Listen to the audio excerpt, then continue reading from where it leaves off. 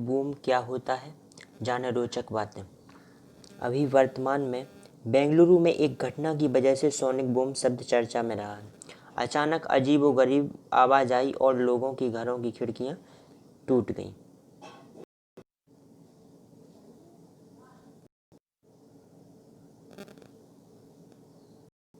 इस घटना के बाद लोग घरों से बाहर आ गए।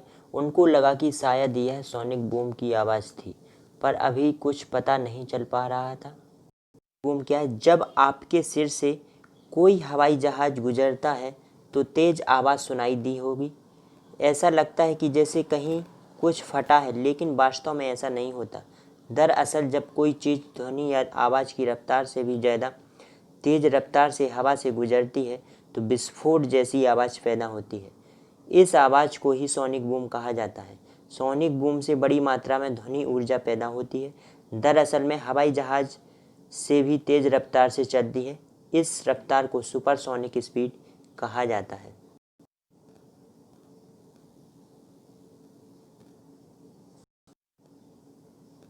सुपरसोनिक रफ्तार, जब किसी चीज़ की रफ्तार ध्वनि या आवाज़ की रफ्तार से ज़्यादा होती है तो उसे सुपरसोनिक रफ्तार कहते हैं।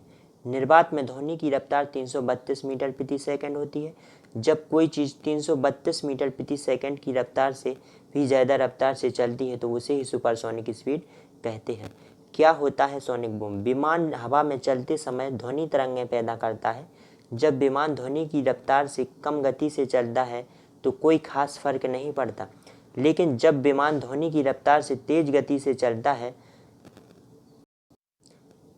तो खास फर्क नहीं पड़ता लेकिन जब ध्वनि विमान की रफ्तार तेज गति से चलता है तो सोनिक बूम करता है। बड़ी मात्रा में ध्वनि ऊर्जा पैदा होती है, जिस वजह से विमानों के आने से पहले कोई आवाज़ नहीं सुनाई देती, लेकिन विमान के गुजरने के बाद ही तेज धमाके जैसी आवाज़ आती है। इस वजह से हमें विस्फोट या बादलों के गड़गड़ाहट जैसी आवाज़ सुनाई देती है।